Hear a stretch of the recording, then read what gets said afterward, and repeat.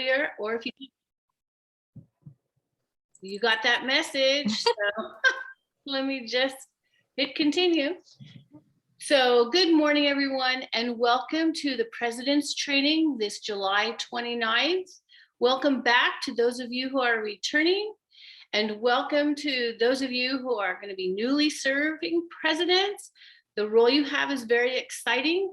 It will last you a lifetime because the important work you do will be ingrained in the minds of your children who are so proud of you. And when they grow up, they're going to say, my mom or my dad was the PTA president of my elementary school. So if they have children, they're going to say, I'm going to do it for you too. And that, ladies and gentlemen, is how we grow our PTA and why PTA has been around for over 100 years. Next.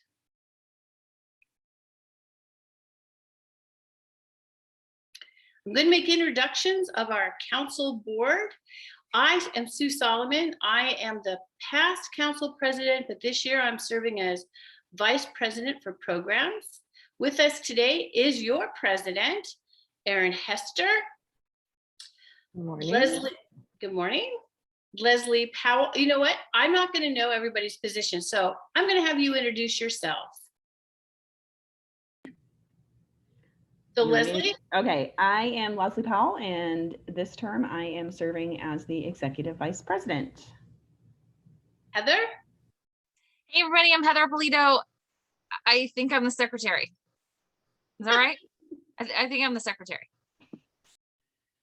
Paige. Hi, I'm Paige Toll, and I'm the treasurer. Unless Heather is treasurer, and I'll be secretary. It could be, I'm not sure. No, I'm pretty sure I'm secretary for both council and district, which is why I'm getting confused. Joke. Rachel. Hi, I'm Rachel Villanueva. I'm the communications chair on council. Okay, there were appointments made while I was gone, so Erin, you might want to help me out with those. No, we haven't made any appointments yet. Well, there are names on the roster that I don't know. So Oh, if you who's here or just in general? well, in general, so people know that there are people in positions if they're not here. Okay, because we're the only ones here. You have Sharice, which is our auditor. Stacy Brenner is our reflections chair. Stacy Hamblin is our historian. Who am I leaving out? Christy Sempronio is our Christy. parliamentarian. Thank you, Christy Sempronio, and I believe that's it. We have 9 on our board right now. Thank you. Looking for more. And council's a great place to serve. So just a brief view on the agenda. You've met the council board for those that are here.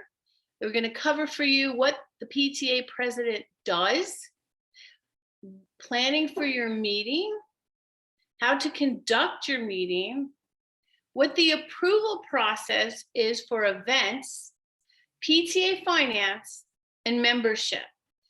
There'll be some breaks to stretch. There'll be time for questions and ideas to share.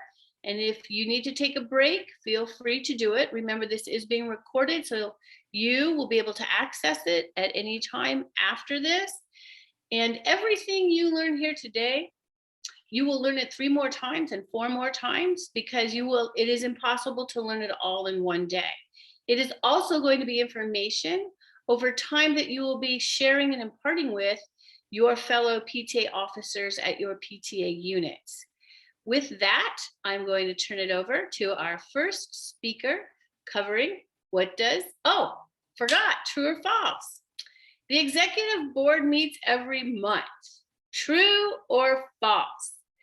If Go ahead and put your answers in the chat. Let's see what you got.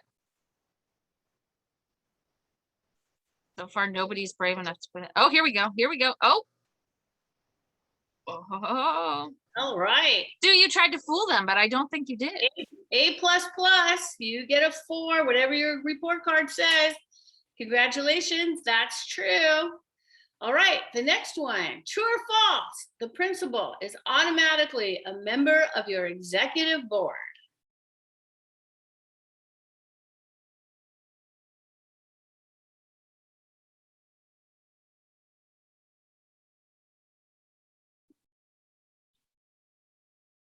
All right, so everybody's right on this one. It's true, or it's not true, in the sense that the principal is always, and according to your toolkit, the principal is always included as a member of your executive board. Some PTA units choose to vote them into an actual position on their boards, or their designee. So yes, the principal is part and serves as an advisor to your executive board, or yes, you can vote that position in as part of your executive board and becomes part of the quorum. The executive board makes the final decisions for the PTA. This is the most challenging question here.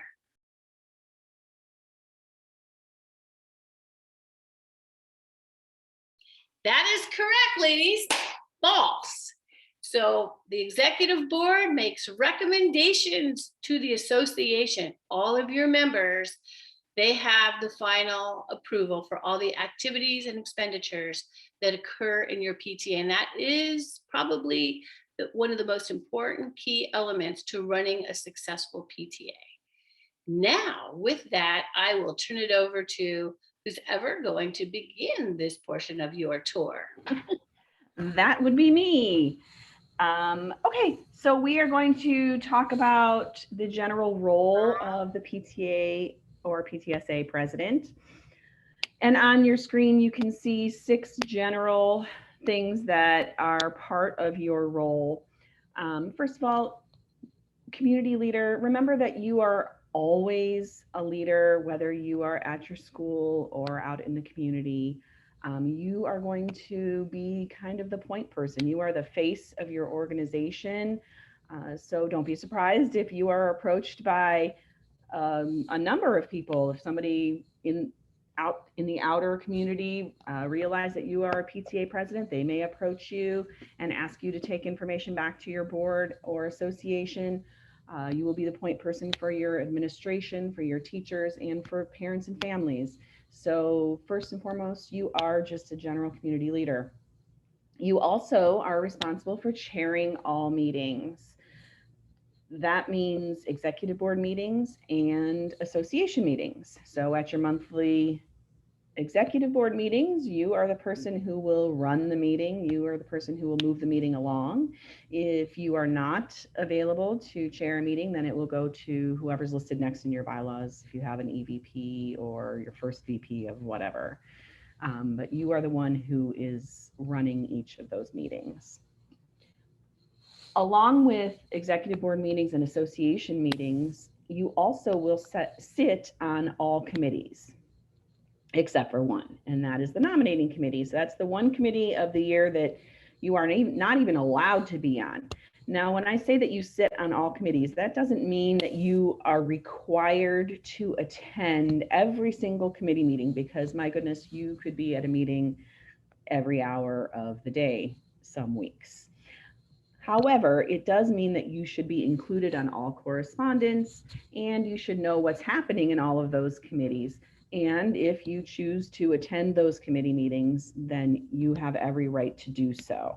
So it's really important for you to kind of send that message to all of your committee chairs so that they realize that ultimately you as president need to know what's happening in all of these committee meetings. And so therefore you should know when all of the meetings are taking place and have an opportunity to attend. Sometimes as president, you also will serve as a mediator. This is maybe the part of the position that people don't always love. Some people do actually love it, but it's the part of the position that sometimes makes people a little bit nervous. So, you know, as with any organization or any group of people that gets together, sometimes there is conflict, and you as president are going to be the one to step in and mediate any of that conflict. With this one, if you are seeing conflict, especially repeated conflict, please reach out to Erin at council, and we are always welcome to give you guys advice or guidance as you move through the mediation process, or even attend a mediation and help along as like a neutral third party. Sometimes that's very helpful.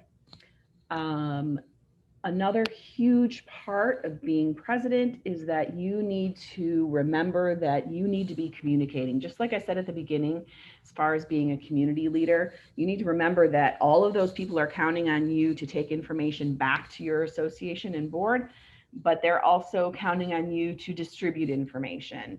So whenever your board meets or your association meets or you're contacted via email, it behooves you to contact the right people who need to know that information.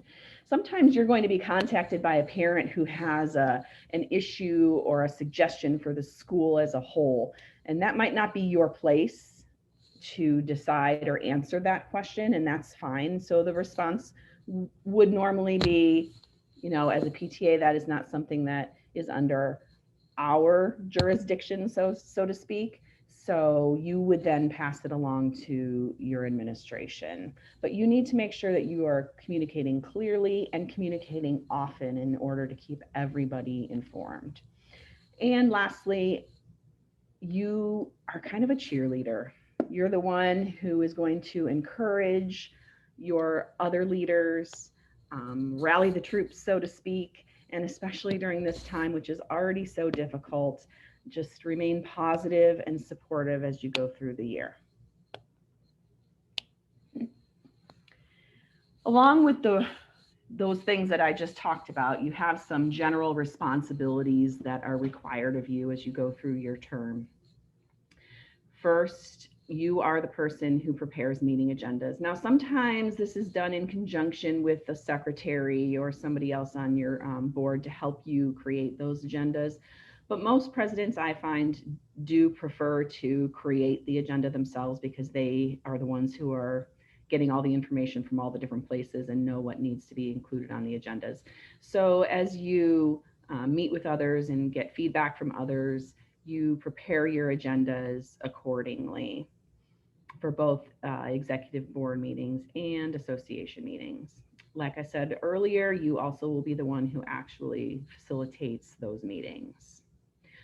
We as a council hold our own association meetings. Just like you are required to hold association meetings, we are also required to hold association meetings. So we also meet monthly as an executive board, but then we have a calendar of association meetings, which is posted on our website, by the way. They're about every other month, and you are required to have a representative from your PTA at those meetings. Partly because you need to get information from us. We are going to be the ones delivering you information that comes down from national, state, district. And also because, quite frankly, we have business that we need to conduct too, and we need you there to meet quorum, just like you need members there to meet your quorum. So it is a requirement that each PTA in our council sends at least one representative. Normally, that would be the president. I also have a suggestion that you kind of send a sign-up sheet around based on the dates of our council meetings and even district meetings, and ask your board to sign up to attend at least one throughout the year. It's a really great way to meet other leaders and to watch another meeting being conducted. So that way you make sure that everybody has a little bit of an experience and you are covered with somebody attending. We also highly, highly, highly recommend that you meet regularly with your principal. Some principals will meet weekly, some bi-weekly, some monthly. We suggest at least monthly meetings with your principal. Now, I don't mean that you need to sit there for 2 hours with your principal and talk their ear off about every little thing, but consider it more of a little check-in. If you're just beginning this process and you're approaching your principal, call it just that. If we could meet monthly or every 2 weeks or whatever to do a 10-minute check-in, that would be great. Just to make sure that you're on track with things that you are planning or things that you might want to put on the calendar, or if an issue comes up that they need to know about. It will be really, really helpful and keep those lines of communication open. As you've probably seen, Erin, as president, is sending out weekly emails, and included in those weekly emails already, you will see that she's including things that are due or going to be coming due. As the year progresses, you'll see some of those things drop off and new things be added into those weekly emails. That's a great way for you to track when things are due or when you have to turn something in by. She also has a document that lists all of the due dates for the year that will be shared with you soon, and will also, if it's not already, be posted on our website. So it's your responsibility ultimately to make sure that you know when those due dates are and that you're communicating with the people who need to know those due dates. So a lot of them are financially related. So your treasurer, auditor, people like those are really going to need to know when those due dates are, when they need to get things uploaded or submitted. So make sure that you're communicating with those people. Just like we have council association meetings, we also have training opportunities. And we know some of you are returners and you have already attended some of these trainings, but like you already heard, there's always new things being added. There are new things to learn. You never can learn enough. We still, as council leaders, attend as many trainings as we can because we're always learning new things. I mean, I think over the summer when I attended both the state convention and the national convention, I was texting people saying, oh, I didn't realize that one. That was news to me. So you always learn, and it's a great way to continue learning and to meet other people that are in your same position. But as a side note, it's okay for you also to attend trainings for other positions, and we encourage that as well. So if you have already been to, maybe this is your second go around as president, so this is maybe your fourth year total over the last 6 years, and you feel like you have the basics down at this point, maybe it's time for you to go attend a treasurer's training or a secretary's training. It's always good to know what the responsibilities of other board members are so that you can help and assist, or if somebody's not there, you can step in and help fill that hole. And lastly, if you go to our website, which is scvpta.org, you can find, I believe it's under the resources tab. If you scroll all the way down to the bottom, you will see a button that you can click to submit a monthly president's report to council. It is a Google form. It's super easy to fill out. You just answer the questions that are on there. You attach a couple of things and you hit submit. And you do that every month. This is a way for council to track your needs, as well as to take a look at your things like your agendas and minutes and treasurer's reports like that in case an issue comes up. Now, full disclosure, there are some months for us as council leaders that are very, very busy. So if you have a pressing issue and you really need support with something, don't rely just on including it in that monthly president's report. Also send a quick email or text or phone call to Erin or any one of us so that we know that there's something on there that we really need to address quickly. It will really help both of us, I think, in the end. Next one. As PTA president, and actually as a member of your executive board, you also need to know some things about the finances. And as president, there are certain requirements of you as in regards to finances. So first of all, over this past week, we've done a check-in meetings with many of you, maybe even all of you who are on this call right now, or we're going to in the next 2 days. And one of the questions that we asked was, did you create a budget? And I'm pretty sure almost all of you have a budget at this point, which is excellent. It is part of your role as president to sit on that budget committee. Usually it will be the treasurer, the president, maybe a past president or past treasurer from the year right before, just to help advise.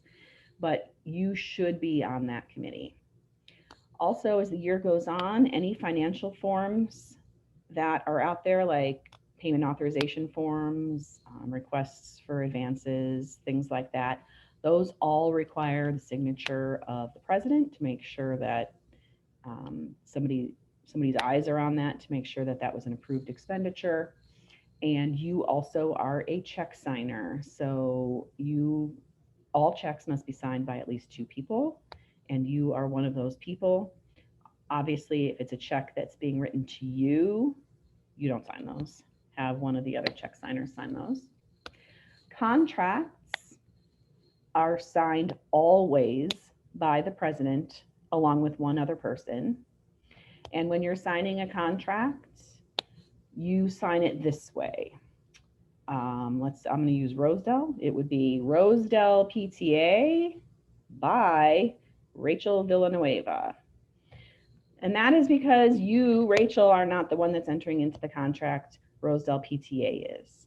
So you sign the PTA's name first, and then your actual name following. And it would be Rosedale PTA by Rachel Villanueva, comma, president. And then the other person needs to sign similarly based on whatever their role is. But you as president always sign a contract after, of course, that's approved by your association. And finally, you also will track tax returns. The treasurer is the one that generally will be filing taxes. Some units have a little bit of a bigger budget and a little bit more complicated taxes, and so they might hire somebody to file their taxes. But you need to make sure that those are being filed. If they're not, there's going to be an issue with compliance, and we're going to come back to you and say, why weren't those filed? And you need to have an answer for us. So please be sure that you are tracking. Taxes have to be filed by November 15th for all of our units. So right now is a great time to file taxes because it's, especially this year, because we kind of have a slow start to the year again with activities and things. So we're recommending that you go ahead and take care of all of those little issues that you know will be coming up later, so you don't have to worry about it. In the event that we can start having events on campus again, you want to have this one taken care of. Leslie, before I go on to the next slide, there was a question. Okay. It was, what is the best time of the month to submit the president's report, the beginning or the end? Let's see if your answer matches mine. And then there's a second question after you answer that one. I recommend that you submit the report personally. I would do it after I hold my meeting so that I can attach my agendas and minutes. I used to do it at the end of the month personally, but it's up to you when you really want to do it. I just always wanted to make sure that I had at least my executive board meeting. And then remember that at the unit that I was at, we did not have an association meeting every month. So some months I would only attach the executive board meetings and some months I would attach both. But I don't think we really have a deadline on it, do we guys? No. There are 2 more questions that have come in. Is there a company that we recommend for filing taxes? The one that this unit has used is very expensive. And Erin, I know, has thoughts on that. I think Erin would tell you that taxes aren't that complicated to file. And if you are a unit that doesn't bring in a lot of money, it's really a quite simple process and you can do it yourself. And if you need guidance, there is, I believe, guidance on California State PTA's website, very detailed guidance at that. There are annotated forms that kind of show you, they show you exactly what needs to go in what line. It's very, very helpful. Erin is basically a pro at filing PTA taxes at this point. So if you get stuck on something, I don't think she would volunteer herself to file all of your taxes for you.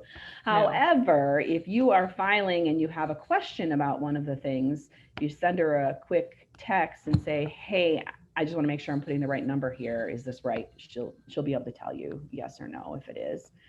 Other than that, we're not really allowed to recommend a particular company or person to do it. There is one particular person who does prepare a lot of our units' taxes, and we are happy to give you that person's name. I'm sure that others of you in this meeting right now have used that person. And so if you want to share that person in the chat, that's fine.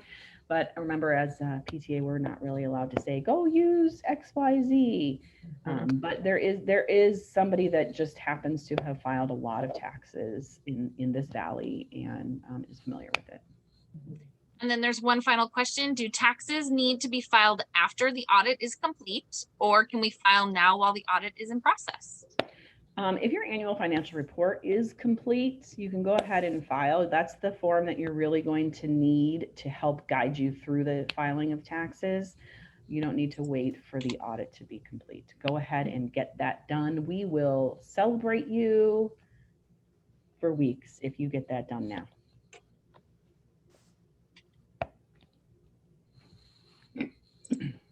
I have a quick question, sorry. So this is my first year and our former presidents uploaded the annual financial report just a few days ago. Am I waiting for you guys to approve that or give me the No. go? Okay, Nope. all right. As long as it's Thank you. done and it's there, you are good to go. And now we're going to talk just a little bit about planning for your meeting. On the next slide, we have an example of a meeting agenda. This is a sample of an association meeting agenda. And when this was created with the very first association meeting that you will be running in mind, just so those of you who are new have a point of reference to see what kinds of things really should be included in that very first agenda. Normally when you're planning for your meetings, you're going to gather information. So if it's an executive board meeting, you're going to email your executive board and say, hey, we have an executive board meeting coming up. Is there anything, if there's anything that any of you want me to include on the agenda, I'm happy to do so. Get feedback from your executive board. Maybe there's one of your committee members has a couple different vendors that they would like the executive board to take a look at. Put that on there. So executive board meetings are going to look a little bit different than association meetings, but association meeting agendas, this is kind of an example. You're going to put your school name, your PTA name at the top of it. You're going to say what kind of meeting is being held. In this case, it's an association meeting. You're going to put the date and the time and the location of said meeting. If it's Zoom, you can put via Zoom. And then the agenda before you is an example of things that would normally be included in that very first association meeting. And we did this one so that you could see there are some things on there that are kind of required of you to be done. Somebody in my neighborhood is cutting the grass. So if you can hear that, it's nice. But there are things like approving, you need to get approval again of the budget and ratification of the budget and calendar. You see that as number 11 on this particular thing.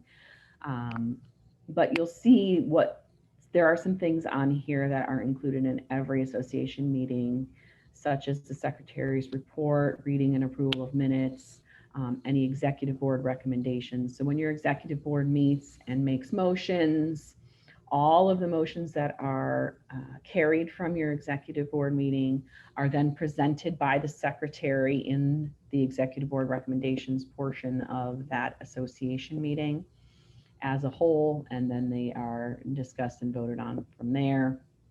Executive board recommendations do not need a second because they come from committee.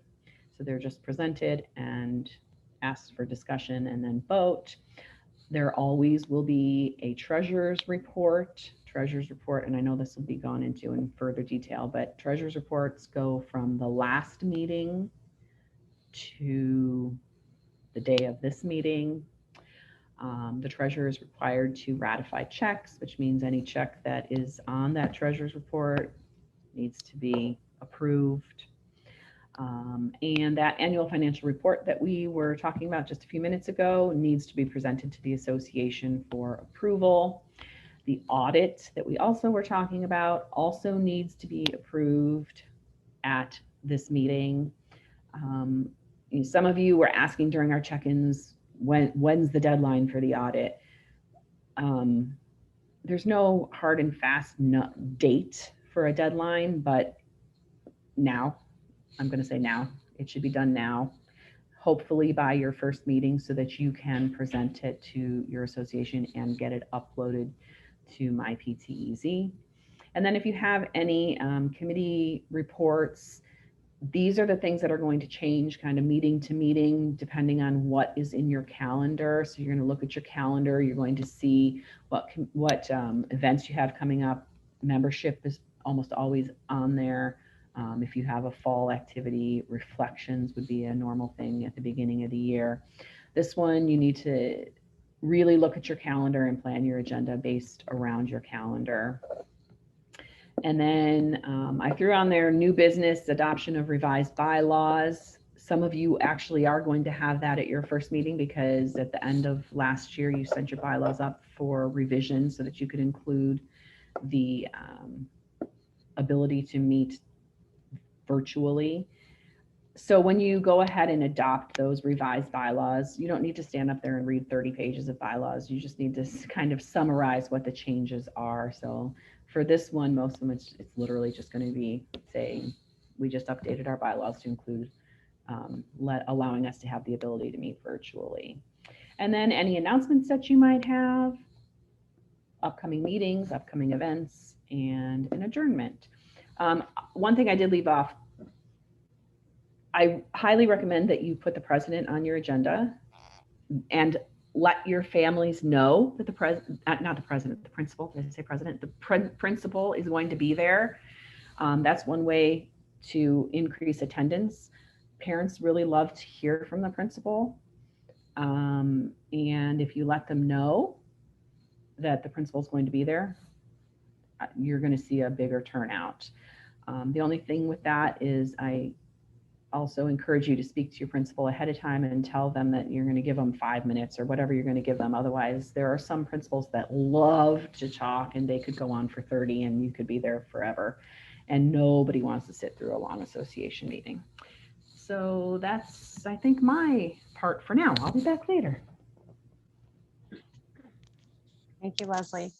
So we just wanted to take a moment to, if you guys needed to stretch your legs, if you had questions, we also wanted to just take some time to maybe do some idea share. I know when we met with a lot of you guys at our check-ins, there were some that actually had some plans for the fall as far as activities you were going to do. Other has no clue or weren't planning on any activities. So for those who might have some fall activities that are brave enough to share those ideas for the others, this would be the time to do that while we're just taking our break. So please feel free to, I would say, raise your hand so that we can see you come to the top, your little virtual hand, and then you can share your ideas. Also, if you have questions, this is the time to do that as well.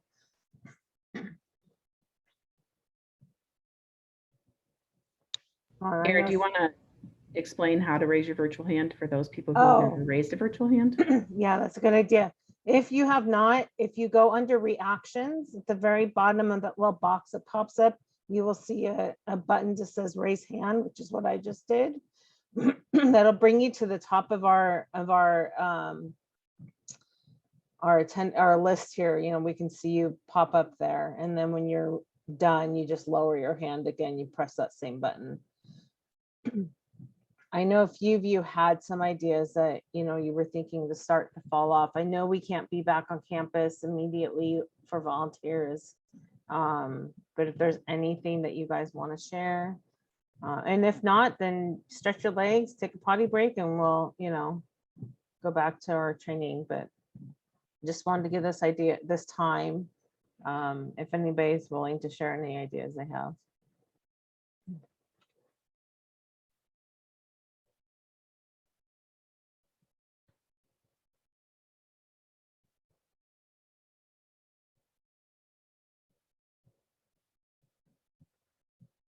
Nanette, is your hand raised?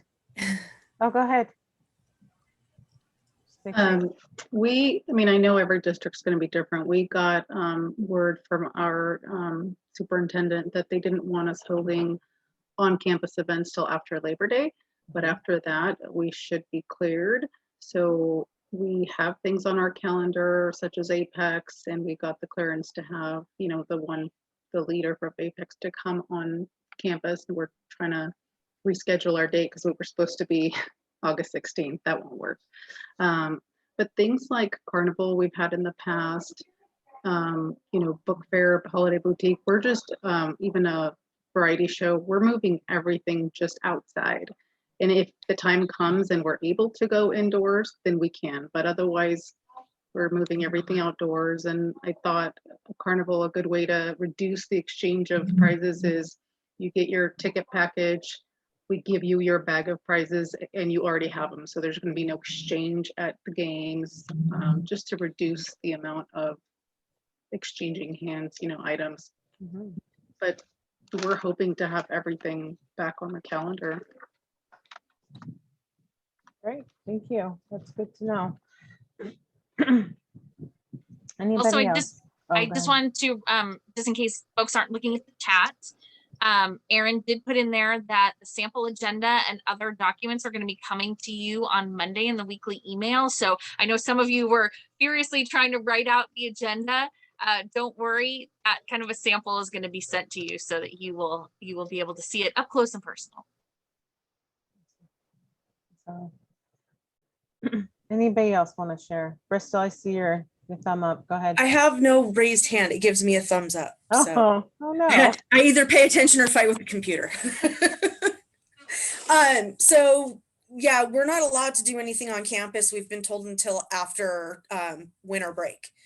So Leona Cox, we've got in tradition, we've done welcome back coffees with parents, and we've done other things to welcome new parents onto campus and to get everybody acquainted. This year, we're going to go ahead and move it over to Canyon Country Park on the second week of school. And we're going to go ahead and do like a welcome back picnic for families there instead. And then we can meet outdoors and space out, and, we can give the kids a little bit of, a good time, and parents can get to know one another that way too.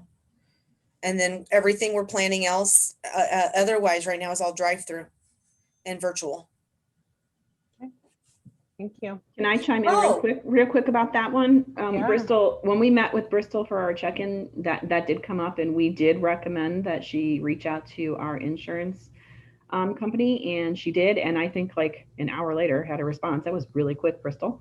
I just So she called. Okay. So she did talk to somebody and got a good answer on that. So we also encourage you, when you're holding these events, if you have any question at all, any hesitation, if you want to cover yourself, reach out to AIM. They are very responsive. They answer their phone, they respond to emails, and they can help guide you if there are any requirements beyond what you might have already known. Another thing that our unit's going to be doing is on Tuesday mornings, we're going to have a Leona Cox bowling league at Santa Clarita Lanes.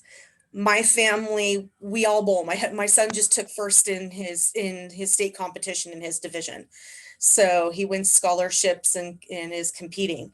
But we're going to go ahead and do it's like a 12-week long restaurant night.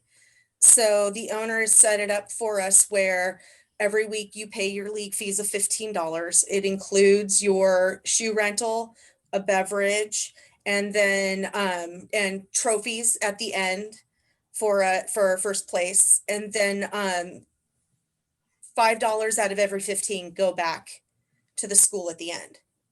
And then you have to have a minimum of 18 people for your league. And then from there, of course, the more people you have on your league, the better your funds are at the end. But Tom Christie at Santa Clarita Lanes welcomes anybody, everybody. If you just give them a shout, it's so simple to do. They even make the flyers. So even if you don't want to join us on Tuesday mornings at 10, which everybody is absolutely welcome to do, see if you can set something up for yourselves and get to know your parents that way. Perfect. Thank you.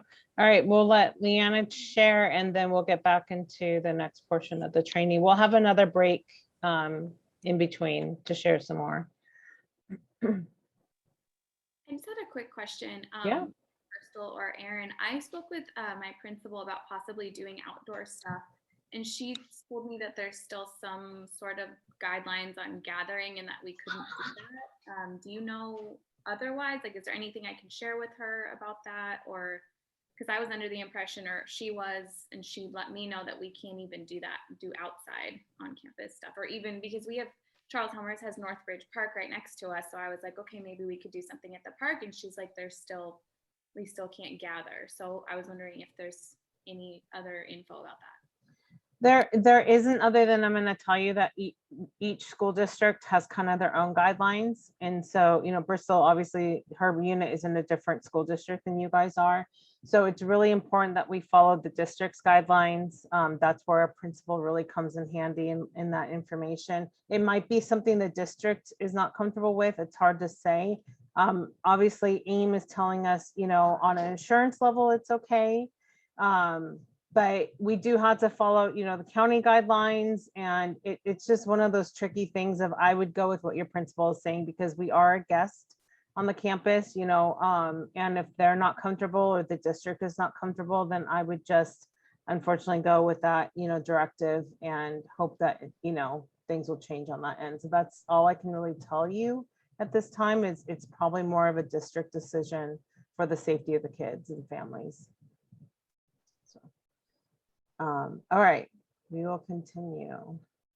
Woohoo! So we are going to talk about your meetings and how best to conduct your meetings. So the first thing that I want to talk about, because you know how much I love all things parliamentarian, is talking about a little bit about why we use parliamentary procedures in our meetings and how they can help you as president when sometimes you get into those sticky situations. We're going to talk a little bit about meeting protocols, elections and appointments very briefly, the language of motions, because gosh, it's beautiful when you say it properly. And then we are going to do an even deeper dive at our first council meeting. So be looking for that. All right, so the importance of parliamentary procedure. This, you know, following Robert's rules and using parliamentary procedure isn't something that we're trying to get you to do because it's complicated and strange. It's a common language that meetings have, and it allows order to happen in your meetings. Because what's the opposite of order? It's chaos, and no one likes meetings that are chaos. You know, sometimes it's fun to watch on TV, but when it's happening to you, it's really not fun. So we love to have order in our meetings. Parliamentary procedure gives equal opportunity to everyone. So whether Paige is agreeing with something and Leslie is disagreeing with something, it gives everyone the chance to speak their mind. We talk a lot about justice in PTA, right? We always try to do things that are just and correct. And so part of this justice is allowing the minority to be heard and to really feel like they were heard and recognized. But in the end, the majority gets the say. So if you follow parliamentary procedure, you should be giving space for all of those things to happen. For those parents who really, really feel strongly against whatever it is to have their moment, but also for the majority in the end to get whatever that is. Now, let me say one thing really quickly, and I don't think this is in my slides, so I'm really sorry, Erin, I'm going off script. But in your meetings, the only people who get to speak, debate, and vote are members. So if you have, you know, Rachel, who's an angry elf, who comes to your meeting and she is not a member, and she tries to get up and yell and scream and tell you you're doing things wrong, she actually shouldn't get the mic.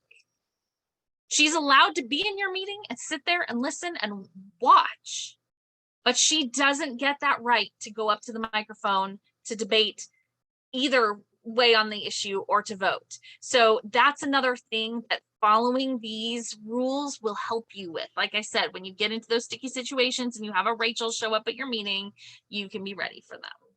And I pick on Rachel because I love her more than most. So in your meeting, again, like I talked about, we want order, right? We don't want the chaos. So it is always a really good thing to have rules for debate. And I can show you some examples of rules of debate. At the state, the way we do it is debate goes every other. So it's those speaking for and then those speaking against. We alternate every other. You only get 3 minutes max to speak to your point. And yes, we do keep time. And you only get to speak once to the issue. So this cannot be the Heather show where I am at the mic every time.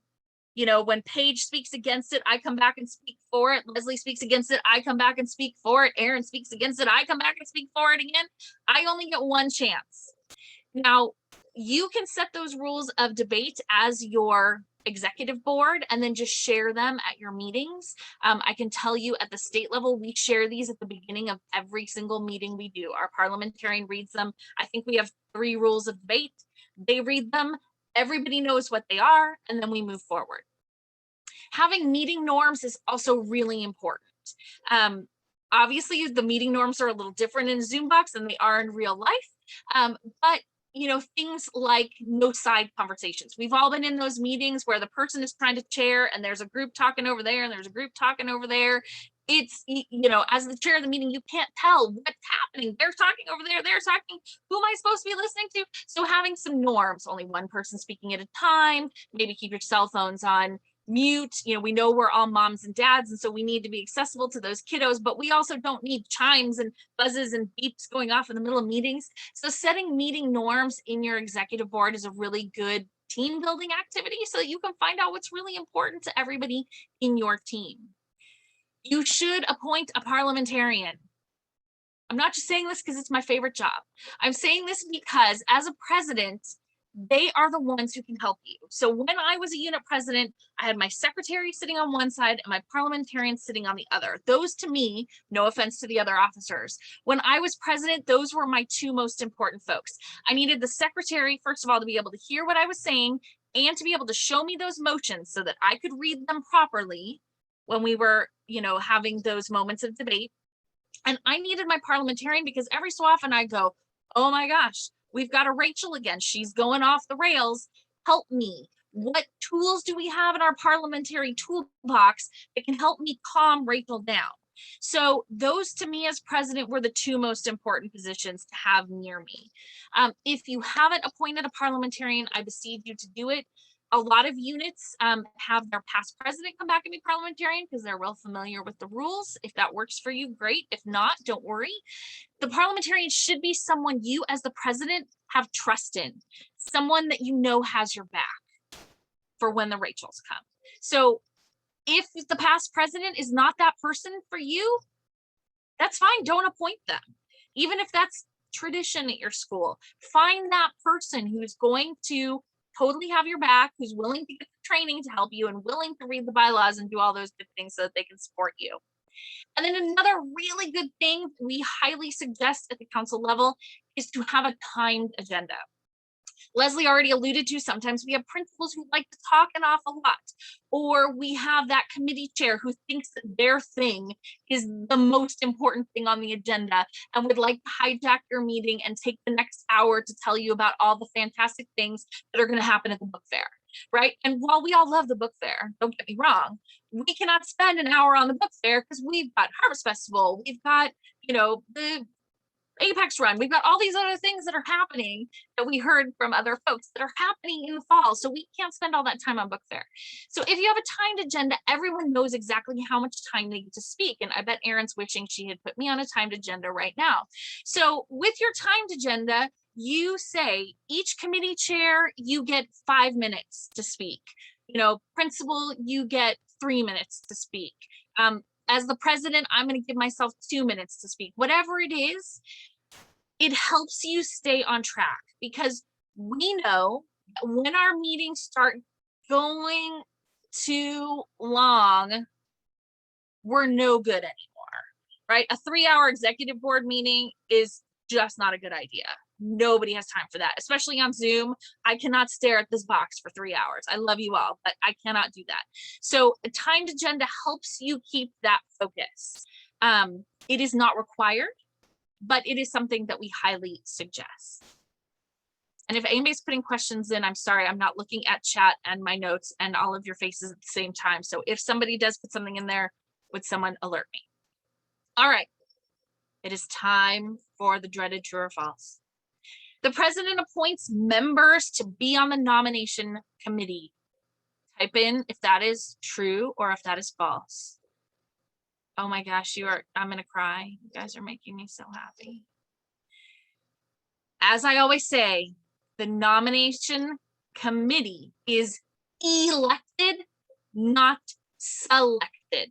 So while I would love to just give this committee to my 5 favorite people, because my bylaws say I have to have 5 folks in it, it is an election. So you as the president do not appoint anybody to this. It is elected. All right, number 2, unit elections are held every year. Is this true or is this false? Oh my gosh, we have such smart people in our Zoom box this morning. Per your bylaws, unit elections are held every year. Now, there's something that's sometimes confusing about this. Council, district, and state are held every 2 years, but unit are held every year. So we're sorry to be confusing about that, but that's the way our bylaws sit currently. And number 3, an officer can only serve 1 year in any position. Is this true or is this false?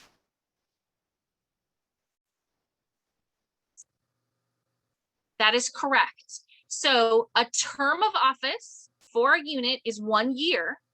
However, you can serve up to 2 consecutive terms in the same position.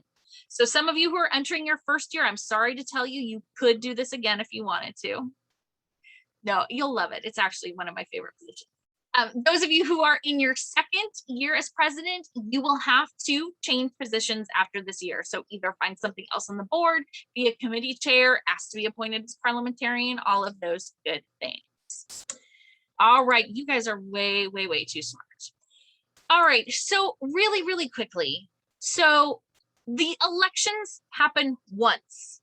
Per your bylaws, it's usually in the spring. Think like March, April, May at the absolute latest. Check your bylaws to find out exactly when. If in your election you don't fill all the spots, you do not hold a second election later to fill those spots. We have 1 election, just 1. If positions are left vacant, then the board elect, or now that you are actually the board, you as the current board get to appoint those people. So let's say that in your elections, you couldn't find anybody to be your first vice president of programs. That's an important position. We want to get that filled. So now's the time to go start talking to all those kindergarten parents, talk to those new parents, talk to parents you haven't seen in a while, because hopefully we'll maybe start getting on campus eventually. Some people after Labor Day, some people at least virtually. You and the board get to fill those positions. So you as the president would say, hey, I talked to Dominique, and Dominique is totally willing to serve as our VP of programs. Executive board, what do you think? And we would debate it and discuss it, and everybody would say, Dominique's the best. And so we would appoint Dominique to that position. And then effective right after that happens, as soon as that appointment happens, Dominique, come on into our Zoom box. You are now our vice president of programs. We're excited to have you. Let's start getting some programs going. So that's how that happens with both chair and elected positions. You as the board now, because you are fully, as of July 1, you're it. You're the ones. So start talking to those people, start filling those vacant positions and get those appointments going. All right, so this probably should have been before the other slide, but you know, we're flexible here. We're going to do this thing. So what is the difference between an elected and appointed person on the board? So electeds per your bylaws are those folks who, like I said, in the spring, the association elects. It is always a president, a secretary, and a treasurer. That's required. But other positions could be your vice presidents, your financial secretary, your historian, those are all auditor, that could be an elected position for you.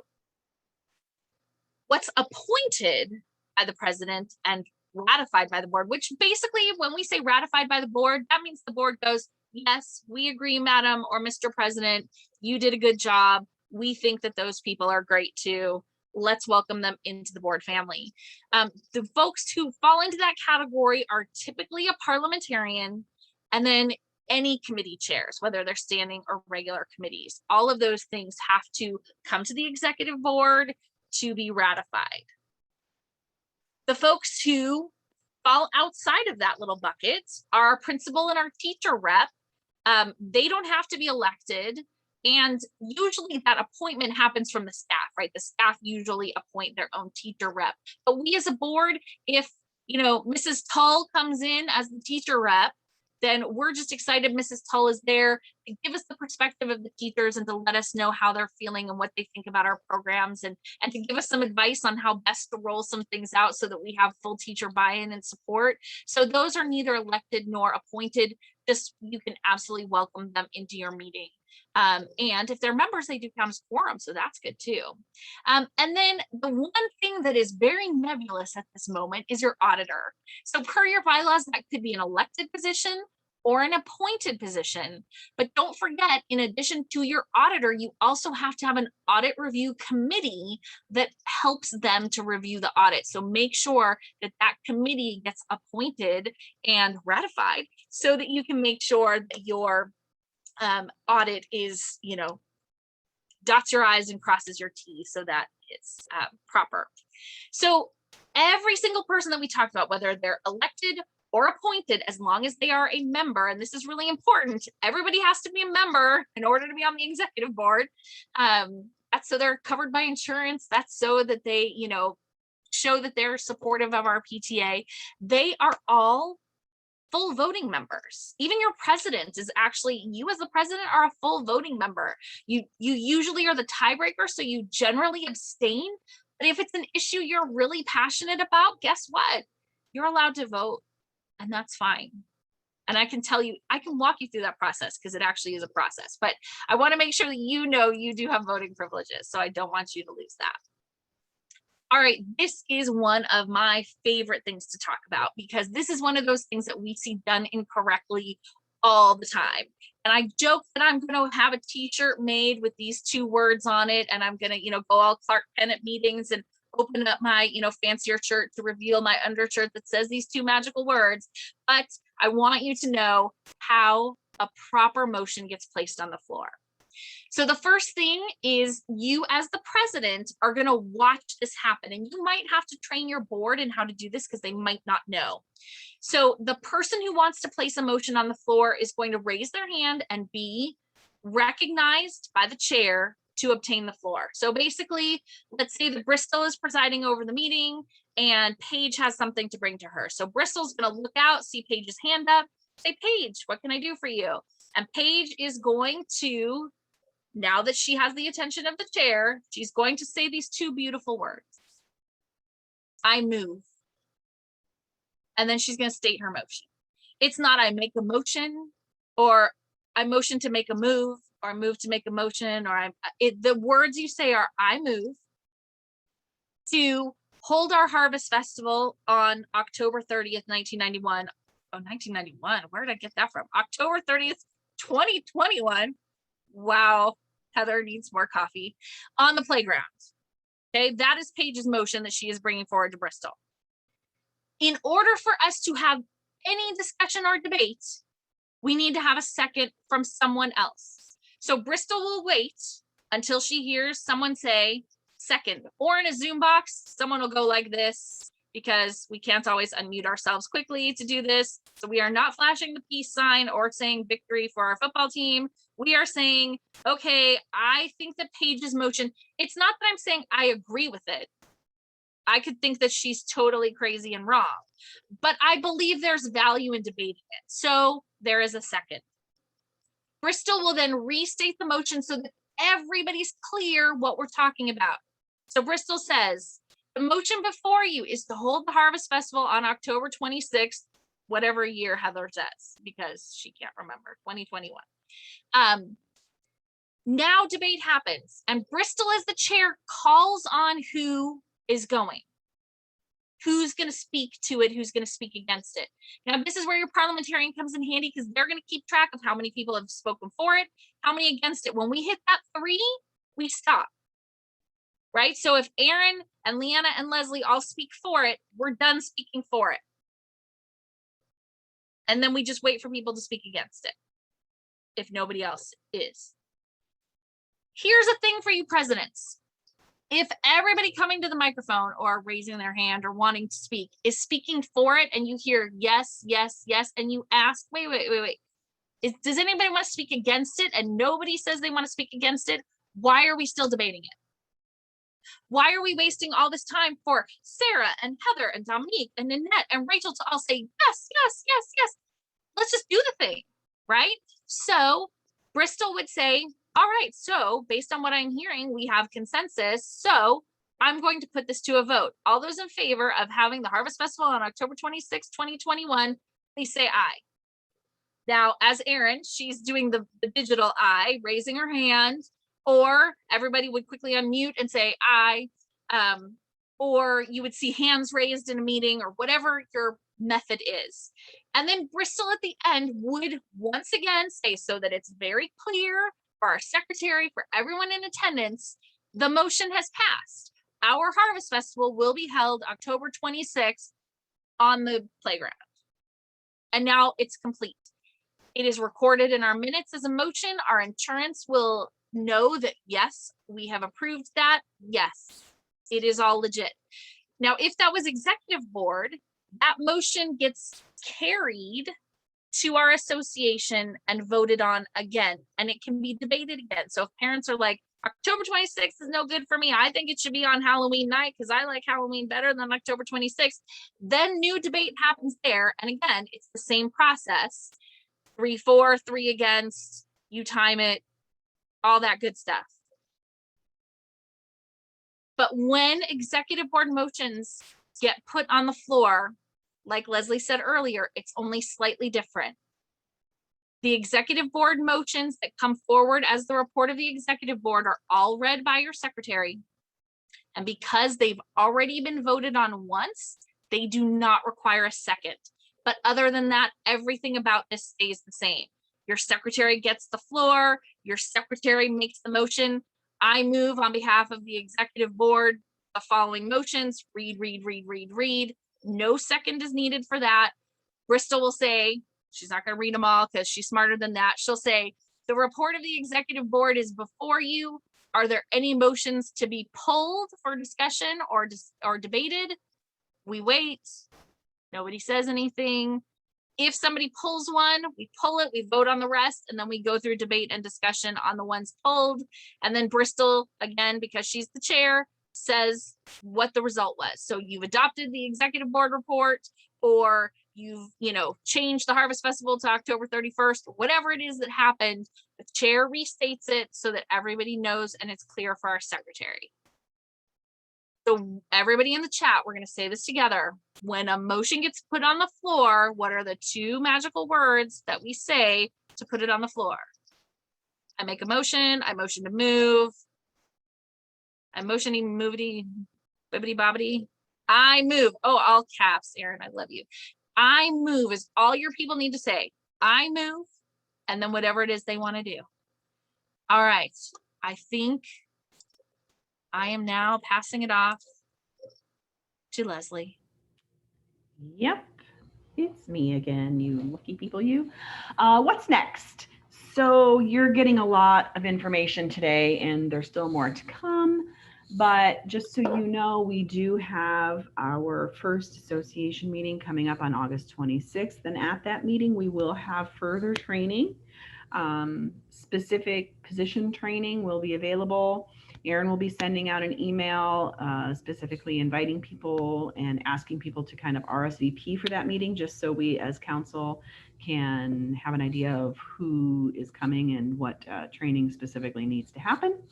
And also keep your eye out for announcements of district events. District will also offer some training in the future.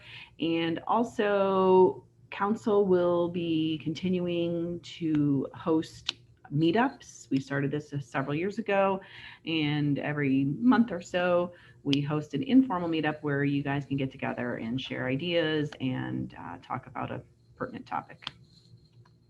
Next slide. So very quickly, sometimes people don't really know what the actual process, the meetings, I just saw that Nanette, will, for right now, be on Zoom.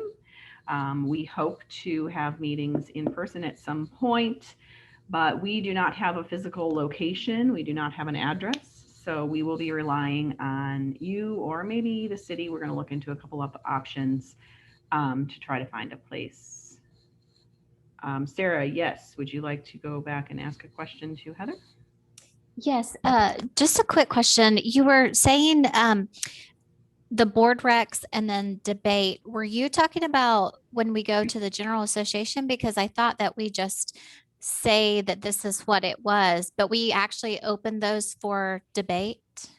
Absolutely. So that's a great question, Sarah. So, and I sort of alluded to it, but didn't speak fully. So on your agenda for your association meetings, you will have all of your board recs listed. So every motion that came before your executive board is carried over to your association with a couple of exceptions. Your minutes in executive board and your treasurer's report in executive board stay in executive board. They never cross over to association. So those kinds of things don't need to be on your board recs, but our events, our calendar, opening budget lines, who our vendors are going to be, all of those kinds of motions do come to the association. Appointments and ratifications, those stay in executive board. Those don't need to come, but almost everything else does come to the association. So your secretary gives you a list of all those motions. I like to print them on my agenda just so, again, I'm being transparent and clear and everybody sees what they are. But if I can't do that, I do like to have a slide or something where I show them, because again, I don't want to look like I'm trying to slide something in, under the carpet that nobody knows about. So I want to be very transparent about our board recommendations. So the secretary would read that list.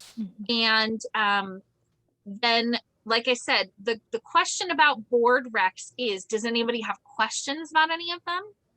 Or is there an item you want to pull from the board recommendations to fully debate? Because we don't debate all of them. If there's one that's controversial, like let's spend $100 million on a new playground structure. Well, that's probably going to be controversial. So that one probably is going to get pulled by someone. If nothing gets pulled, you vote on them en masse as one big collection. So whether it's 2 motions or 20, you vote on them together. All those in favor say aye, all those opposed say no, and then you adopt them collectively. If someone has pulled something, you vote on all of the rest that were not pulled in mass, all those in favor, all those opposed, and then you debate and discuss what was pulled separately.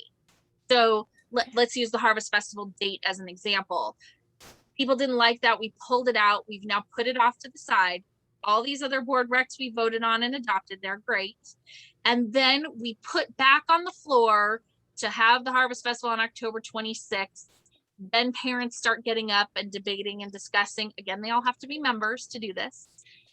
We hear both sides of the argument, and then a vote is taken, and whatever the association goes with is what we do. Okay. Does that make sense, Sarah? It does. I'm sure that's how we did it. I just was thinking that anything brought from the board meeting. I'm sure that's how it was last time. Just confused. This is one of those moments where you, as the president and the chair of the meeting, might need to explain it to the association, because not everybody understands that. They kind of think, well, if it's in this big group, then I guess we just have to go for it. And even if I don't want to spend $100 million on a new playground, well, I guess if the board thinks it's good, then we should. No, this is their power as an association to listen to the board recommendations, but to say, you know what, no, I really do want to talk about that. I think that there's something of value for us reconsidering this.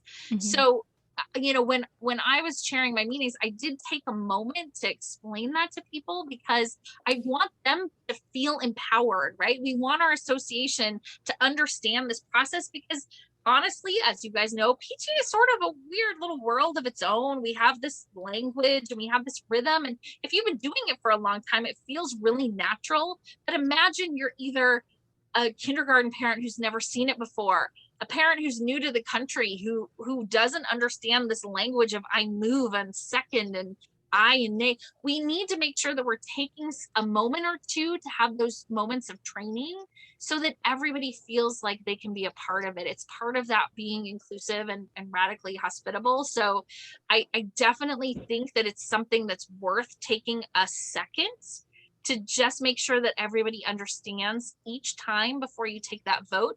Because again, we sometimes put some weighty things in our board recs, right? We put we're spending some major money on buying technology for the school, or, having this big event where we're spending a lot of money, for our sixth graders or on yearbooks or whatever it is that we're doing.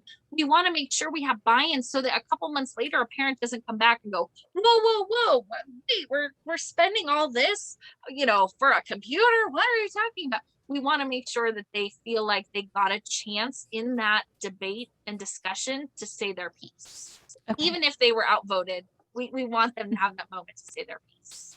Perfect. Thank you for the explanation. All right. And just to piggyback on that a tiny bit, especially at this first association meeting, oftentimes throughout your summer planning, as a board, you come up with a lot of motions. And so you go to that first meeting and you literally might have 20 plus executive board recommendations. My recommendation is to kind of present them in chunks. So say we're going to do these 5 at a time. And just to make it easier for people. And also, like Heather also said, just print them on the actual agenda so people can read along, especially on Zoom. It's sometimes just hard to follow along. So those are my other 2 little tidbits there. But back to the approval process for events. So when you're planning actual events, we talked about having committees and committee meetings. Your committees will get together and they will start planning these events. They need to take the budget, obviously, into consideration.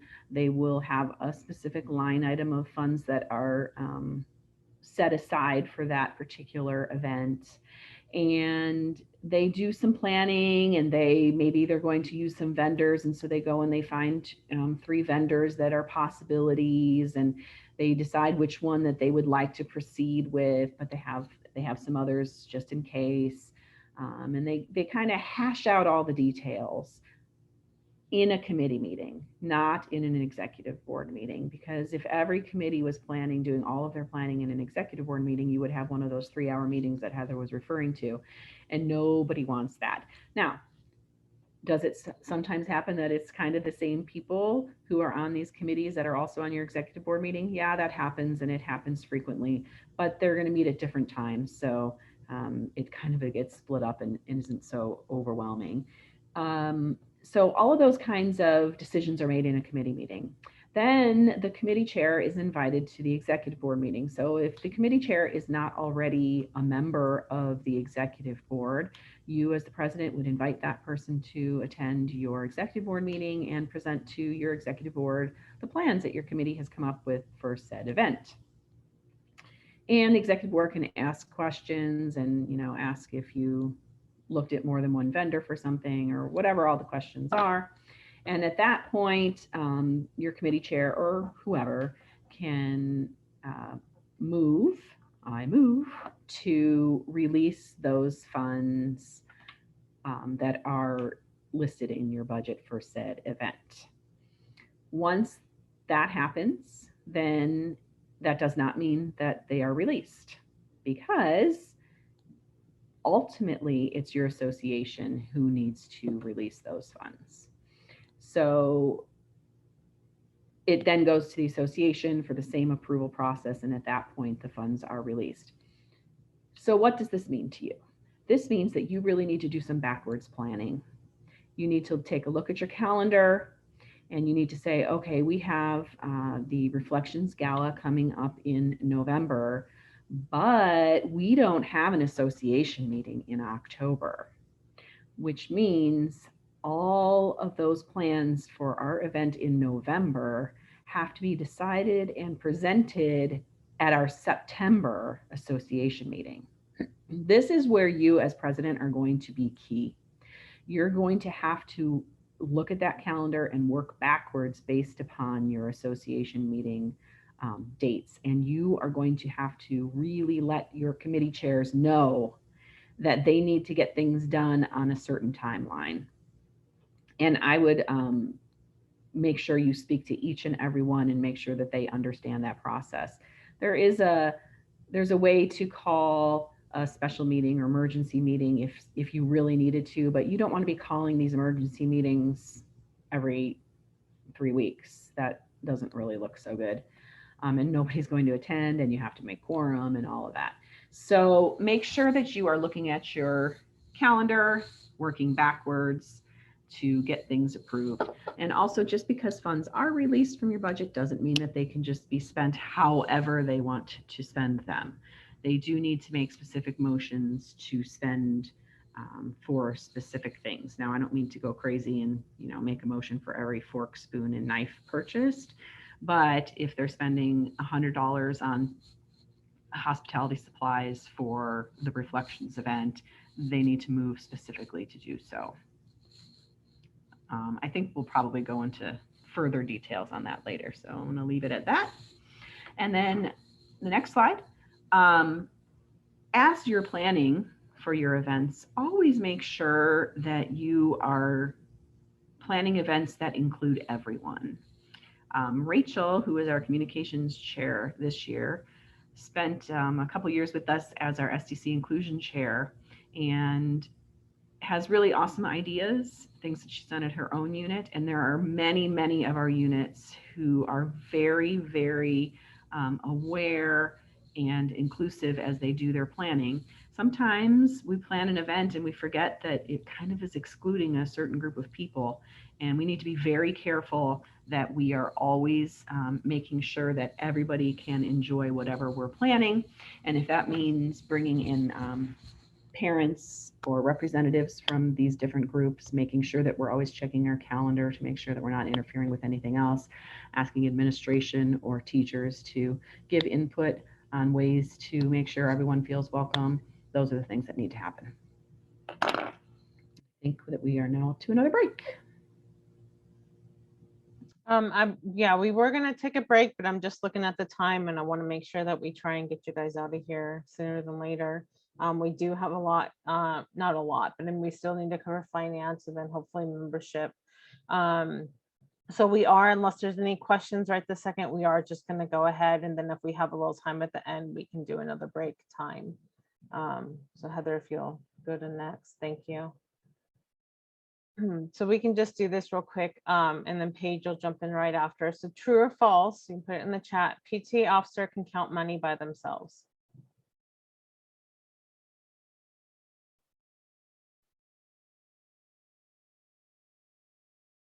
Awesome. Yeah, absolutely right.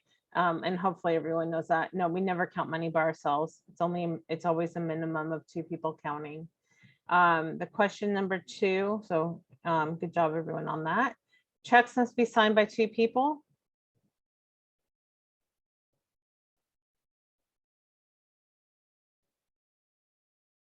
Absolutely. Checks are always signed by 2 people. Perfect.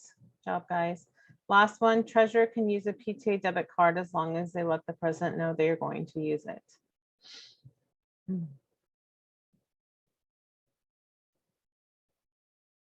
Sweet, you guys are awesome. Yeah, we don't do debit cards at all in PTA. I know that will be covered more in your treasurer's training, and Paige might touch on that today. But absolutely no debit cards are allowed in PTA because it violates the 2 check signing or the 2 signer rule. So good job, everyone. Yeah, no debit cards. All right, Paige, you're up. Okay, can you guys hear my fan? Okay, it's having a hot flash, so I put the fan like right on me, and I didn't want it to be too loud. Okay, PTA finance, fun. Okay, the role of the treasurer. First off, you will work on the budget with your president. You'll go over what you want to budget for that year. If you want to, we kind of go off of last year, so whatever you want to change, you and your president can go over that. You are responsible for counting funds and handling deposits. Obviously, you will be taking all your funds to the bank and depositing them after an event. Again, always 2 people counting.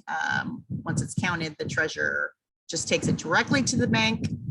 No stopping off at home. Don't stop anywhere. Don't put the money anywhere funny.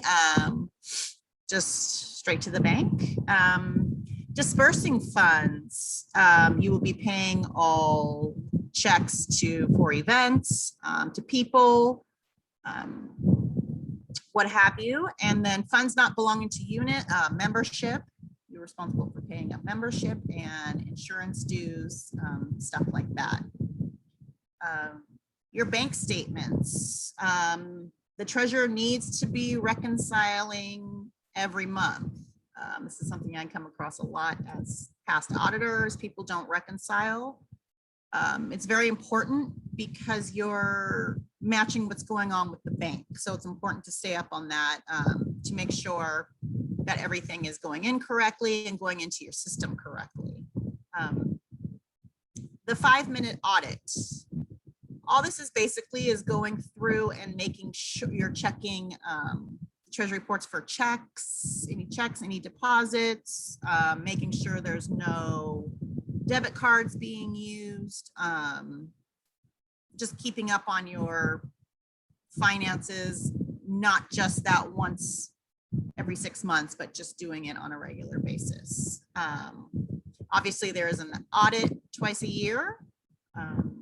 You are responsible for getting everything ready for the audit. I would also advise that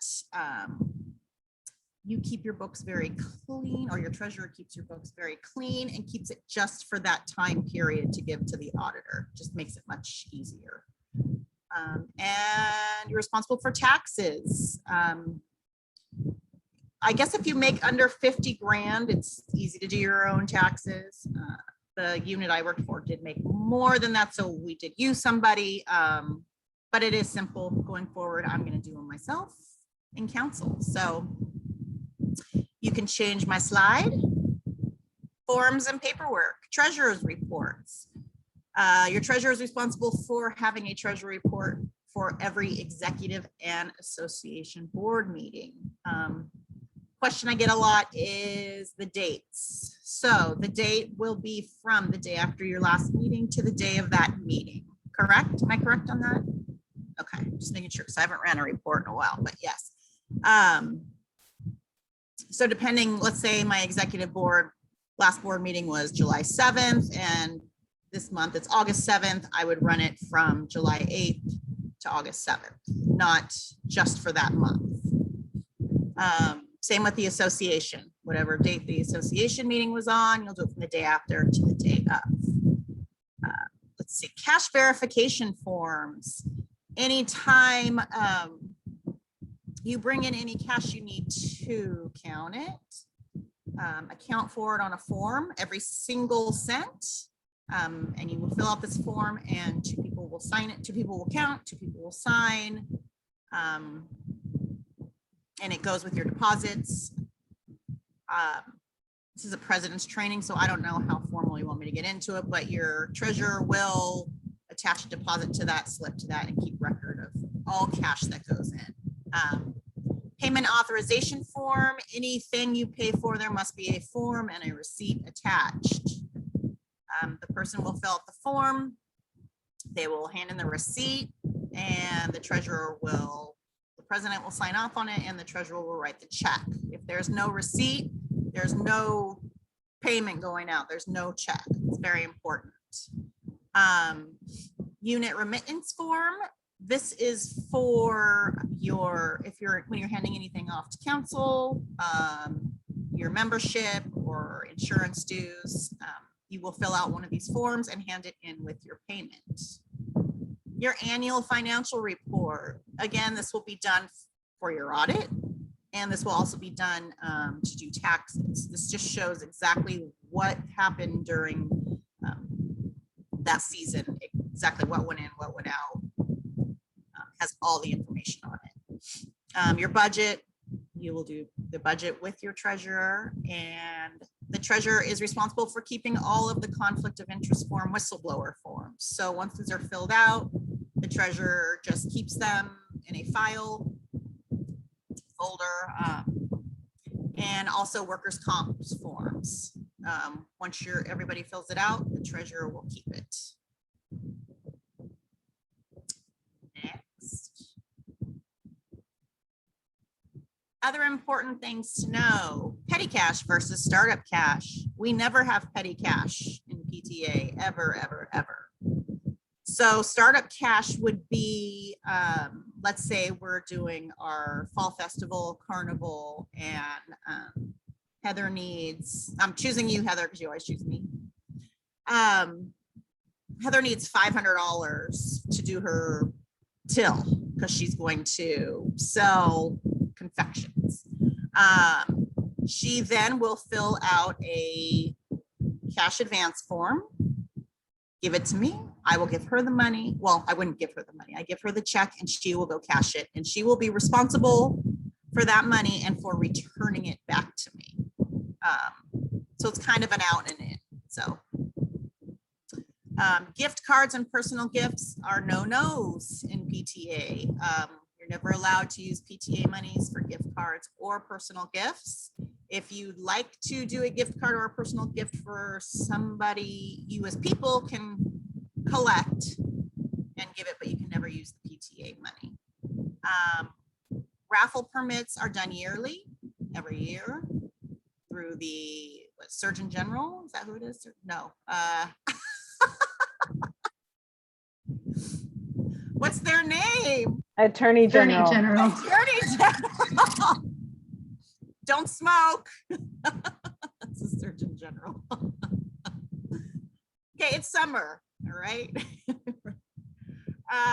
Bingo is a no-no. It's considered gambling, so it's just a no-go in PTA. And debit cards, again, you can never have a debit card in PTA. I've heard that they do have ones that are deposit only, right, at some banks, but which be fine, but yep, you can never have one that you can remove funds from. Okay, next. Help, I got a letter. Anytime you receive a letter from the Internal Revenue Service, the IRS, the Franchise Tax Board, or the Attorney General, the Surgeon General, please contact counsel immediately and send us a copy of the letter. Don't panic. Sometimes it's a simple thing, but just let us know and send us a copy and we'll help you handle that. Is that it for me? That's it for me. All right, thank you, Paige. Okay, so now we're going to talk about membership. Membership's vital to our organization. The more members we have, the bigger our voices, and that's at all levels. So it's important this year, especially with the pandemic and everything, that we're really working hard to build our membership back up, because our membership numbers are low. They were really low last year, and we really need those numbers to go up. We need that voice. The bigger our voice is, the bigger it is at state, and the more that state and national can do the things that they do on the state and national levels to advocate for our children. So it's important that we really build up our membership this year. Next slide, Heather. We're going to talk about the difference between traditional electronic membership or Totem membership. Every one of our units is on Totem, which is amazing. We've seen such a growth with it, in that I'm sure you guys have seen, you didn't do anything so far and you've started getting membership. And that's the beauty of the Totem electronic membership. But the difference mainly between traditional is the membership that we used to collect on paper, you know, someone to write a check or send cash. And then we would issue the portion that goes up to council and then up the chain. That's our traditional. Electronic, the beauty of electronic is that those steps of remitting your membership up the channels is automatically done for you, which is huge. We don't have to write the check to council for the portion that council gets, and council doesn't have to write it to district and district to state and so on and so forth.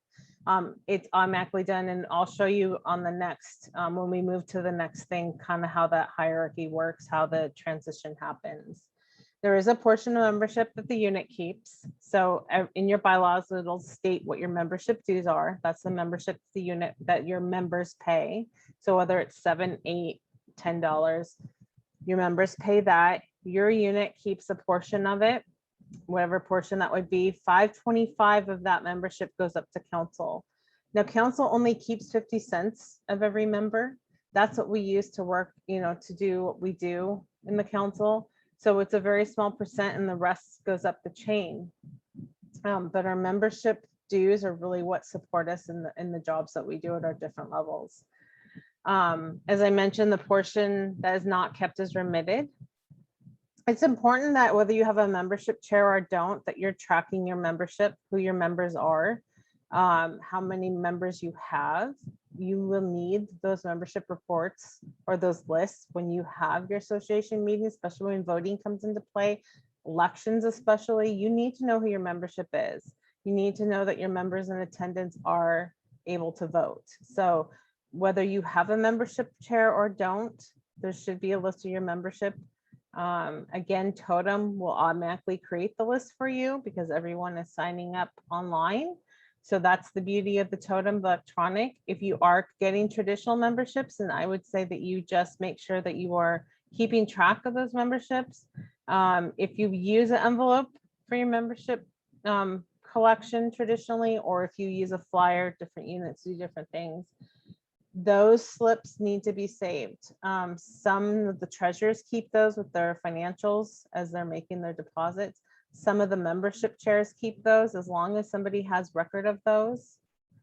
Those need to be saved as well. And then when do we remit our membership?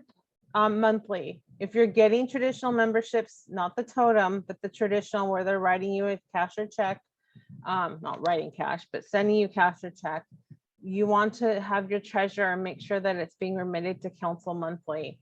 We don't want to sit on our memberships. We want to make sure they're getting up the chain. Until they're received by state, they're not counted as a member in your unit. You may count them, but they're not counted on the state level. So when we go, especially for incentives that state provides or district provides or council provides, different incentives, until those levels receive those memberships, they're not going to count for those incentives. So please make sure that you're remitting timely. It also will help keep track of the membership of when things were remitted and not fall behind. Next slide. This kind of shows you if you had traditional memberships, those ones that pay in cash, how it all works. Your members will start by paying their $10, and that $10 gets paid to the unit. And then we base this off like a $10 membership just because it's an easy number to work with. Your unit then keeps $4.75 of each member, and they remit $5.25 to council. Council keeps 50 cents and they remit $4.75 to district. District keeps 50 cents. I don't have to read the whole thing. You get the idea. I see your question, Sarah. How do we remit? So there will be on our website. I don't know if it's been updated yet. I think it has been, but there is a unit remittance form on our website.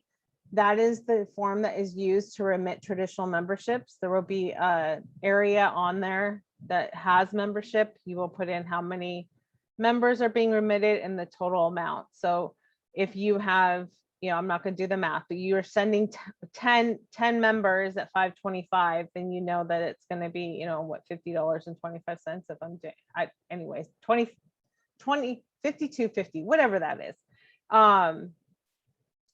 And then you would mail it if we're not in person, because we used to be, when we would have in-person meetings, you could just bring it to the next association meeting.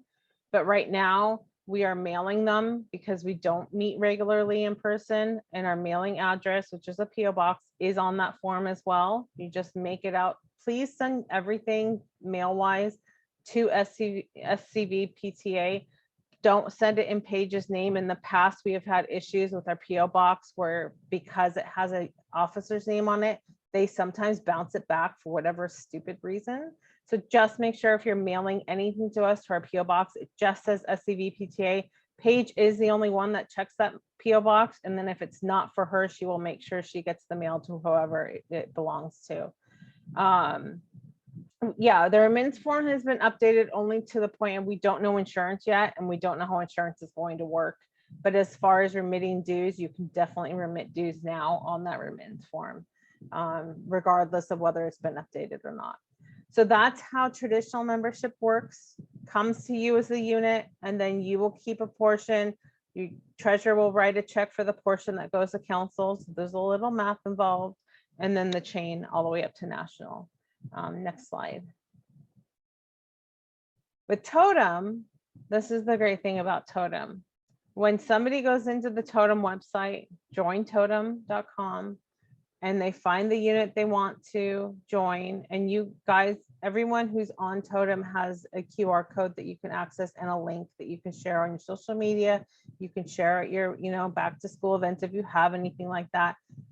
Where it will help them find you. They can also do a search for your school as well. But in California, there are some schools that have same name. So it's always better if you're sharing that link or sharing that QR code that they can, reach you, your PTA specifically, because we do see a lot. There are several Valley Views, there are several Golden Oaks in California. So, and other schools as well. So with this, when the member pays $10, immediately Totem sends the unit their portion, council their portion, district their portion, and so on and so forth. Again, typically we see that the deposits happen on like the 25th of the month or somewhere around there is when you will see it hit the bank account.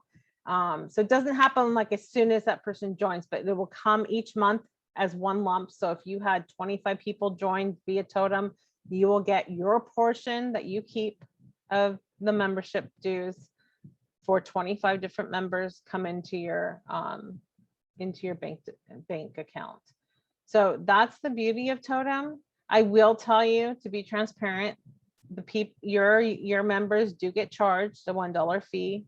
I have not seen many people balk at this. I can tell you that I have joined last year as district president. I joined more units than I probably should have, but I mean, and I paid that $1 fee every single time. It's the convenience of me not having to send in a check to you. It's also covers, Totem uses that $1 to provide all the support that they give back to us. And there's a ton of support that they provide. They've listened to state's feedback and to the unit and council feedback on how to improve the program or the software. They have, direct help support if you need help. That $1 goes to a lot of support, and I think it's worth it. And like I said, we have seen great growth with our membership with Totem, so it's definitely something that I would push. It just makes all our jobs easier. You don't have to remit anything. It takes one less thing off your treasurer's lap. But still push that traditional. We don't want to discourage anyone from not joining. Maybe they can't do the virtual, and not the virtual, but the electronic. Please continue to push the traditional also, because we don't want to not include anyone. We want everyone to have a chance to be a member. Next slide. Okay, so that was pretty much it. I mean, like I said, I wanted to kind of get through membership really quickly. We are going to do much more in-depth membership. I'm not 100% sure yet if we will have a membership person to do. We might have someone doing membership at our training on the 26th. Currently, we do not have a membership chair. If anyone is interested in joining council and being a membership chair. So we are doing it via committee right now. But we will, if we don't have that training on our association meeting, we will hold a separate training for everyone on membership. The more ins and outs of Totem, how to work Totem, how to, what the different reports are on Totem, how to find your membership list, the whole ins and outs of electronic as well as the traditional. That will be in a membership training somewhere coming soon. Do we have any questions at this time? I don't have a question, but could I share something? Sure.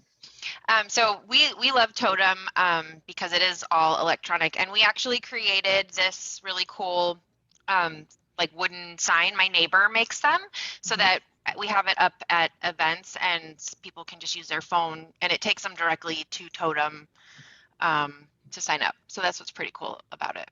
That's awesome. That's great, Donna. Thank you. Yeah, and you can put that QR code on flyers. You could put it, you know, laminate it and stick it on a table. Like, again, we're not in person yet, but eventually, you know, you could stick it on a table at different events and people just scan it. That's really kind of the beauty of the electronic membership. And one benefit of the pandemic is people are really using QR codes right now, because every time you go out to eat, you scan a QR code to get your menu or to pay or whatever. So people are really getting used to it now. So I think that the more of these that start popping up, people are going to be like, oh yeah, I know how to do that now. It's so easy. Yep. Well, and like Dominique said to us, at every single thing that your PTA is at, make sure you have the opportunity to join, because some parents don't realize all that you guys do as the PTA. Sometimes it's hard for them to distinguish between what the school is doing and what the PTA is doing. So if you always have that QR code or those envelopes or those flyers, hey, join us. We helped put on this event, even if it's not completely your event. Make sure that you are sharing that information with parents so that they know just how hard you guys are working, because we know how hard you're working and what you're doing. Your school community needs to know that too. In our last e-board meeting, we joked that we're going to print up the QR codes and start sticking them on restaurant tables. Why not, right? Yeah, exactly. We have seen a huge growth with just, you know, our electronic. Again, like I said earlier, you know, you guys didn't have to do anything and already got some memberships, and some of our units are already at 50 or above. So that's huge.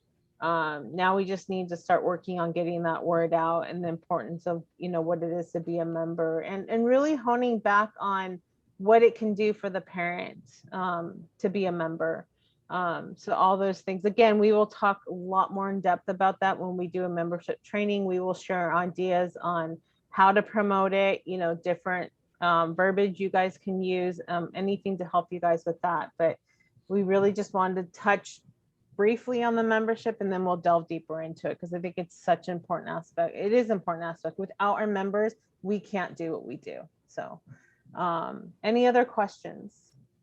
Can I chime in for just a second? Of course. I just want to thank everyone for coming today and for also attending our check-in meetings that we've been having this week, and to let you know how impressed we have all been with how on top of things everybody seems to be, and your understanding and even your answering of our true and false questions today. And with that, I want to just put another bug in your ear that we at council and even district are looking for new leaders, and we want to include as many of you as possible. So don't think that you're not experienced enough. We continue to do training. We support you in helping to train others. I think you guys are all amazing and can all at any point step up and join us in some sort of capacity at some of our council things. So if any of you have any desire looking ahead to kind of enter our little circle at council, please reach out to Erin. We are really looking, like she said, we don't have anybody for membership. Maybe that feels too big for you. We also have some smaller roles, or you can just become part of a committee. Maybe there's 3 or 4 of you who as a committee can do membership for us. So if you have any inkling at all to move up and help us out, please reach out, because I think you're all quite amazing. Second that. Thank you. if you we'll be here for a few more minutes. Again, we kind of wanted to end on time, so we've got about 10 more minutes left. We're here to answer any questions if you want to, talk to us directly. You can find all of our contacts on scvpta.org. Look under officers and all of our emails are there. The Santa Clarita Valley PTA is the one that I use. So that is my direct email for council. But please don't hesitate to, and I know I've said it in all the meetups and we will continue to say it till, you're tired of hearing us, but don't hesitate to reach out to us if you have any questions, big, small, any issues. Even if you want to, even if you're having a huge success, we like success stories. So, feel free to share that too. Be proud of what you guys do. It doesn't all have to be problems. We're not here to just solve problems. We want to be your cheerleaders. So please, please, please, feel free to share that too. We'll be happy to give you guys a shout out of the great things you are doing. And you guys are, the fact that you're here today on a, Thursday morning doing this instead of doing something else speaks volumes to where you guys are as leaders, and we appreciate you. So thank you again. If there's nothing else, we will let you get on with your day. We will stay on just in case, and we will look forward to seeing you at our next meeting or meetup. And have a great day. Thanks, guys. Thank you. Thank you.